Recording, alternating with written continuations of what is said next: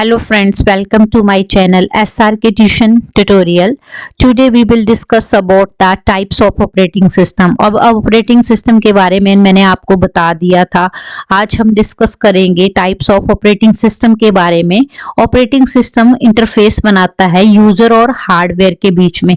बिना operating system के हम अपने जो भी सिस्टम है उसकी फंक्शनैलिटी को कंट्रोल नहीं कर सकते। ऑपरेटिंग सिस्टम ही हमारे जो ओवरऑल वर्किंग होती है हमारे सिस्टम की उसको कंट्रोल करके रखता है।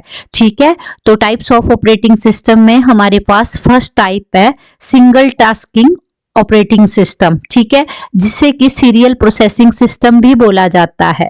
सिंगल टास्किंग और सीरियल प्रोसेसिंग ऑपरेटिंग सिस्टम सिर्फ एक ही जॉब करता है एक ही टाइम में। ठीक है, अगर आप मेरे पास कपड़े दे दोगे तह लगाने के लिए तो मैं पहले एक को करूंगी तह, फिर दूसरे को, फिर तीसरे को। इसी तरह से सिंगल टास्किंग और सीरियल प्रोसेसिंग ऑपरेटिंग सिस्टम भी एक प्रोसेस को ही, जो वन प्रोसेस ऑफ जॉब होती है उसे ही क्या करता है, एग्जीक्यूट करता है। ठीक है, सिर्फ वन जॉब कर सकता है एट अ टाइम में प्रोसेस। ठीक है, उससे ज्यादा नहीं। सिस्टम प्रोसेसिंग हमारी इस तरह से, अगर एक जॉब परफॉर्म करेगा, जैसे मैं भी एक जॉब परफॉर्म करूंगी तो उससे क्या होगा, मेरा टाइम क्या होगा, वेस्ट हो जाएगा, क्योंकि मैं टाइम लगाऊंगी उस चीज को। तो टाइम लगाऊंगी तो इससे क्या होगा, परफॉर्मेंस कभी भी इंक्रीज नहीं होगा। जो काम तेजी से किया जाता है उससे ही परफॉर्मेंस इंक्रीज होता है और करेक्ट होना चाहिए। वो ऐसा नहीं तेजी से कर दिया और गलत है, तेजी से भी होना चाहिए और एक्यूरेट भी होना चाहिए। ठीक है, तो ये मैं जनरल एग्जांपल आपको बताए, जैसे कि सिंगल टास्किंग और सीरियल प्रोसेसिंग सिस्टम के बारे में आपसे पूछेंगे तो आपने बताना है ये सिर्फ वन जॉब को प्रोसेस करती है एट अ टाइम। ठीक है, और ये कॉज करती है लो परफॉर्मेंस सिस्टम का, क्योंकि वन टाइम पे सिर्फ ये यूज करती है एक ही टास्क को, रेदर देन और टास्क के। कोई टास्क और नहीं लेती है कि हाँ मैं और भी टास्क एक काम के साथ साथ दो काम कर दूं। ठीक है, तो इसलिए ठीक है, ये सारी चीजें आपने याद रखनी है। ये होती है हमारी सिंगल टास्किंग और सीरियल प्रोसेसिंग सिस्टम। अब नेक्स्ट है हमारे पास, इसमें आप ये भी बता सकते हो कि इसमें कमांड होती है हमारे पास जब आप कोई कंटेंट टाइप करते हो। ठीक है, और आप फाइल को सेव कर देते हो, उस टाइम आप क्या करते हो, कमांड आपने फायर कर दी। ठीक है, मतलब जब आपने पहले कंटेंट टाइप किया, फिर ठीक है वर्ड फाइल है आपके पास, आपने वहां जाके कंटेंट टाइप किया, फिर उसके बाद आपने सेव किया, तो ऑब्वियस ही बात है आप वन टास्क कर रहे हो एट वन टाइम। ठीक है, तो वो हो गया हमारा सिंगल टास्किंग ऑपरेटिंग सिस्टम। अब आप एग्जांपल देना चाहो सिंगल टास्किंग और ऑपरेटिंग सिस्टम का तो आप दे सकते हो। MS DOS है हमारा, वो सिंगल टास्किंग ऑपरेटिंग सिस्टम ही है, क्योंकि उसमें आप क्या करोगे, पहले एक कमांड दोगे, फिर एक कमांड का रिजल्ट शो होगा, फिर दूसरी कमांड दोगे। मल्टीपल कमांड्स नहीं दे सकते आप उसमें भी। ठीक है, पहले एक कमांड दी तो उसका रिजल्ट आएगा, फिर दूसरी कमांड दी दूसरा रिजल्ट आया। ठीक है, इस तरह से आप कर सकते हो। अब सेकंड टाइप है हमारे पास ऑपरेटिंग सिस्टम का, बहुत ज्यादा इंपॉर्टेंट है, ये पेपर में आता ही आता है। What is operating system, what are the different types of operating system, what are the interfaces of operating system. तो ध्यान से सुनना इस वीडियो ट्यूटोरियल को, बहुत ज्यादा इंपॉर्टेंट है, इसके डिफरेंस भी आ जाते हैं कई बार। ठीक है, तो ध्यान से सुनना। सेकंड है हमारे पास मल्टीटास्किंग और मल्टी प्रोग्रामिंग सिस्टम। अब मल्टीटास्किंग और मल्टी प्रोग्रामिंग नाम से पता लग रहा है कि जो एक से ज्यादा काम करते हैं उन्हें मल्टीटास्किंग बोला जाता है। ठीक है, तो जब भी हमारे पास more than one application process होती है एट वन टाइम उसे मल्टीटास्किंग बोला जाता है। ठीक है, इसमें जो ऑपरेटिंग सिस्टम होता है हमारे पास वो सपोर्ट करता है मल्टी प्रोग्रामिंग को। ठीक है, operating system support multi programming, क्योंकि हमारा ऑपरेटिंग सिस्टम तो मल्टी प्रोसेस ही कंप्लीट करता है, मल्टीटास्किंग होता है, हर एक चीज को देखता है, हर एक चीज हमारे सिस्टम की देखभाल करता है, हर एक चीज उसकी नजरों के सामने होता है। तो हम बोल सकते हैं ना operating system support multi programming, जिसको कि बोला जाता है मल्टीटास्किंग ऑपरेटिंग सिस्टम। ऐसे ही हमारे पास अब थोड़ी बहुत लाइंस मैंने ऐड की है ताकि पेपर में भी थोड़ा कंटेंट लिखने को ज्यादा मिले। इसमें जो एग्जीक्यूशन होती है बर्न प्रोसेस की, ध्यान से सुनना। जब हम जो बर्न प्रोसेस है, जैसे मैंने कोई बर्न टास्क किया, उसकी एग्जीक्यूशन क्या कर जाती है, ओवरलैप मतलब ओवरलैप हो जाती है दूसरी एग्जीक्यूशन के साथ। तो उससे क्या होता है, हमारे पास प्रोसेसिंग प्रोसेस डन हो जाती है। ठीक है, तो जो इनपुट होती है हमारी अदर की, ठीक है, input output other is performed, मतलब जब हमारे पास दूसरे की इनपुट आउटपुट परफॉर्म करते हैं हम, उसके बाद जो प्रोसेसिंग होती है हमारी अदर प्रोसेस की, वो उस टाइम कंप्लीट हो रही होती है। ठीक है, तो इस तरह से जो ओवरऑल एफिशिएंसी होती है सिस्टम की, वो इंक्रीज हो जाती है। ठीक है, एक की इनपुट आउटपुट हमारी अगर प्रोसेस हो रही है तो उसकी प्रोसेसिंग, जो दूसरे की प्रोसेसिंग होगी, वो भी इनपुट आउटपुट की दूसरी प्रोसेसिंग हो जाएगी, फिर हम प्रोसेसिंग के बाद हमारी आउटपुट मिल जाएगी। इस तरह से मतलब साइमल्टेनियसली जो प्रोसेसेस है वो चलती रहती है। ठीक है, और कई बार ऐसा होता है ओवरलैप्ड कर जाती है, ये चीजें ओवरलैप्ड हो जाती है, बट इसमें नुकसान नहीं है हमारा। ठीक है, इसमें ओवरऑल हमारा जो परफॉर्मेंस होता है सिस्टम का, वो हमेशा इंक्रीज होता है। ठीक है, नेक्स्ट है हमारे पास थर्ड टाइप है ऑपरेटिंग सिस्टम का, वो है time sharing system. Time sharing system हमारे पास, ये याद रख लेना, इंपॉर्टेंट है, पेपर में आता है। टाइम शेयरिंग सिस्टम हमेशा डिवाइड करता है जो प्रोसेसिंग टाइम लगता है, जो प्रोसेसिंग टाइम टास्क को कंप्लीट करने के लिए लगता है, प्रोसेस को कंप्लीट करने के लिए लगता है।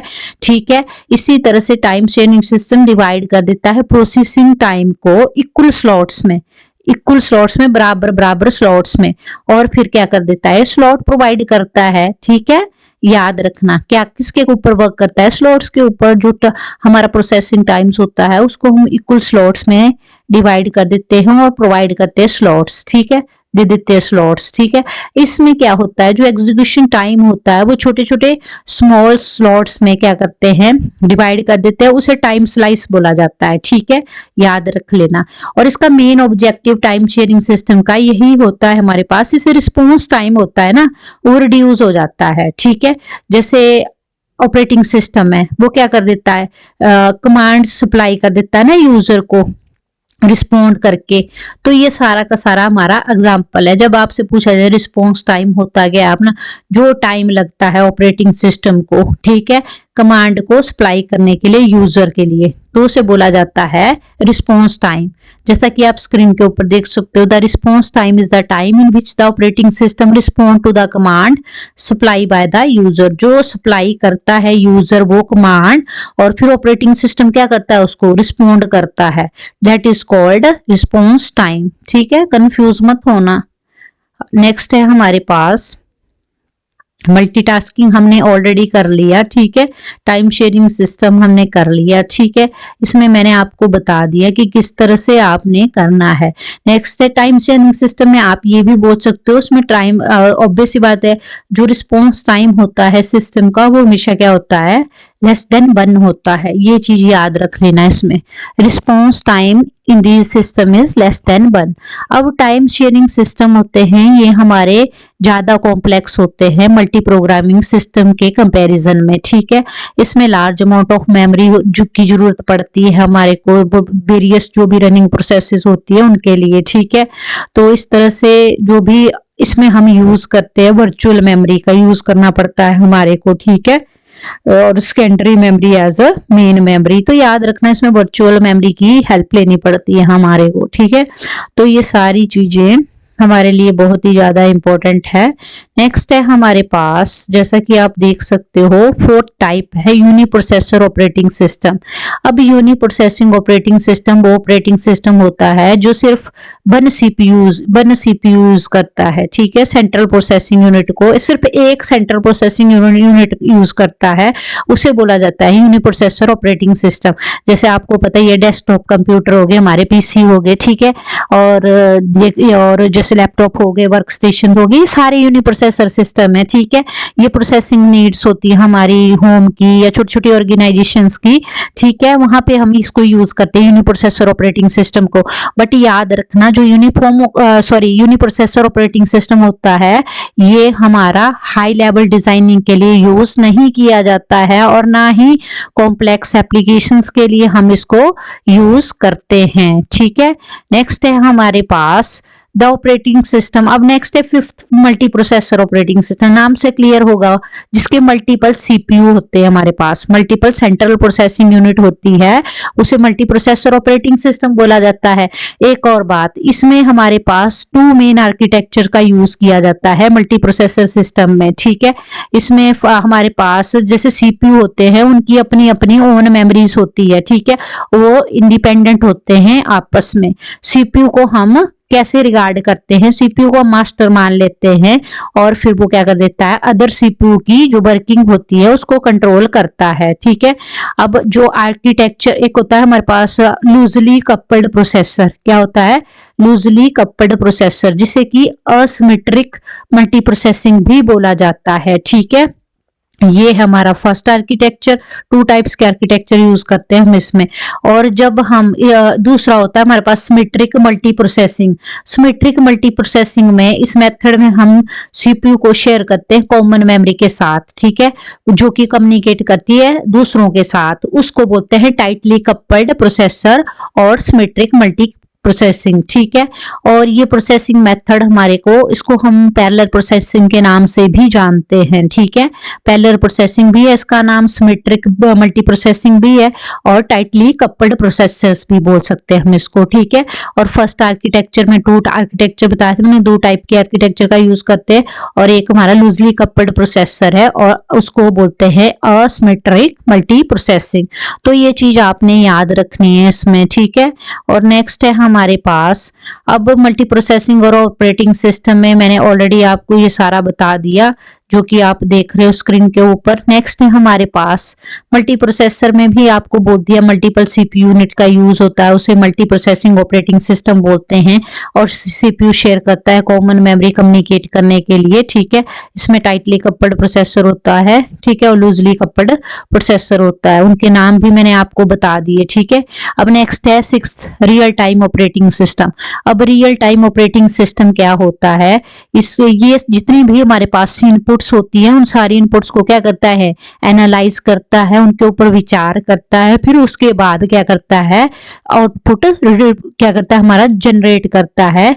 स्पेसिफाइड एक टाइम पीरियड के अंदर अंदर ही इसको आउटपुट को जनरेट करना पड़ता है। अगर टाइम पीरियड के अंदर जनरेट नहीं करेगी आउटपुट, तो इससे क्या होगा, वेस्टेज ऑफ टाइम होगी और परफॉर्मेंस क्या हो जाएगा, सिस्टम का डिग्रेड हो जाएगा। इसलिए हमें क्या करना पड़ता है, with in time, with in particular specified period of time हमें रिक्वायर्ड आउटपुट होती है वो जनरेट करनी पड़ती है। ठीक है, और इसमें जैसे कि एग्जांपल दे सकते हो रियल टाइम ऑपरेटिंग सिस्टम के ऊपर, जैसे भी ड्राइव करते हैं ना, कार को ड्राइव करते तो इनपुट प्रोवाइड किससे की जाती है, कैमरा जो होता है रखा हुआ ना, आगे रखा होता है, फिर उससे क्या करते तो उसके बाद स्टीयरिंग व्हील होता है उसको एडजस्ट करते हैं।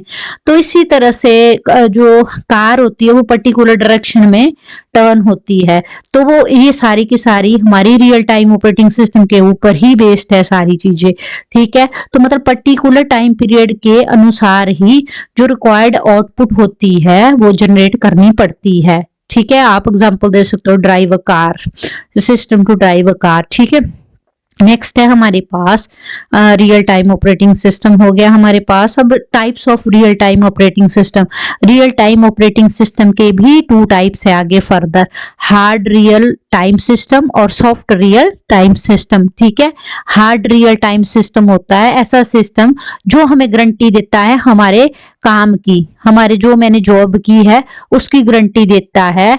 ठीक है, और उसको हमें सर्टेन टाइम लिमिट के अंदर ही परफॉर्म करना होता है। ठीक है, और इसमें डिले नहीं होना चाहिए, डाटा को जब रीड करते हैं, इनपुट के डाटा को रीड करते हैं, उस टाइम डिले नहीं होना चाहिए, ना ही होना चाहिए, ना ही करना है। ठीक है। और जैसे कि हमारे पास ना ही इसमें डाटा जब आउटपुट डिवाइसेस डिस्प्ले करता है डाटा, उस टाइम भी डिले नहीं होता, मतलब दोनों कंडीशंस में डिले नहीं होता, ना ही इनपुट के कंडीशन में डिले होता है, ना ही आउटपुट के कंडीशन में डिले होता है। जो हार्ड रियल टाइम सिस्टम होता है जनरली हमारा नॉन वोलेटाइल मेमोरी होती है हमारी। ठीक है। जिसे बोला जाता है रीड ओनली मेमोरी, रोम, जो क्या कर उसमें क्या होता है हमारे पास जो इक्विपमेंट होता है हमारा पास रिटेन हो जाता है, उसमें जितना भी कंटेंट होता है वो हमारा सारा क्या हो जाता है, रिटेन हो जाता है। अगर पावर स्विच ऑफ भी हो जाती है तो ठीक है, पावर ऑफ हो जाती है। जैसे कि हमारे पास जनरली ये चीजें कुछ ऑपरेटिंग सिस्टम में होती नहीं है, तो ये चीज याद रखनी है आपने हार्ड रियल टाइम सिस्टम की। सॉफ्ट रियल टाइम सिस्टम होता है, ये फुली गारंटी नहीं देता है। ठीक है। जो हमारा हार्ड रियल टाइम सिस्टम है फुली गारंटी देता है, ये नहीं देता है। ठीक है। और इसमें प्रोसेसेस को हायर प्रायोरिटी दी जाती है, और उसमें इनपुट और आउटपुट को दी जाती है। ठीक है। और उसमें ये जो सिस्टम्स होते हैं हमारे सॉफ्ट रियल टाइम सिस्टम होते हैं, जैसे कि मल्टीमीडिया फाइल होती है हमारी, मल्टीमीडिया होता है, वर्चुअल रियलिटी होती है जैसे कि। ठीक है। और जैसे कि हमारे पास कोई भी स्पेसिफिक एक्सप्लोरेशन होती है वहां पे यूज करते हैं, जैसे आपने देखा होगा रोबोटिक्स, मेडिकल इक्विपमेंट कंट्रोल, ये सारे के सारे हमारे किस में आते हैं, सॉफ्टवेयर रियल टाइम सिस्टम में। ठीक है। जैसे आप कार चलाते हो आपको फील जैसा आता है, कार जैसा, जैसे कार चला रहे हो, ड्राइविंग कर रहे हो, तो वो सेंसेशन फील आपको वहीं मिल जाती है। ठीक है। तो वो सारी चीजें हमारी सॉफ्ट रियल टाइम सिस्टम में आती है। ठीक है। नेक्स्ट है हमारे पास डिस्ट्रीब्यूटेड सिस्टम। अब डिस्ट्रीब्यूटेड सिस्टम वो सिस्टम होते हैं जो डिपेंड करते हैं हमारे नेटवर्क के ऊपर। ठीक है। जो भी फंक्शनैलिटी प्रोवाइड करनी हो यूजर को, उस टाइम हम क्या करते हैं, डिस्ट्रीब्यूटेड सिस्टम का यूज करते हैं। ठीक है।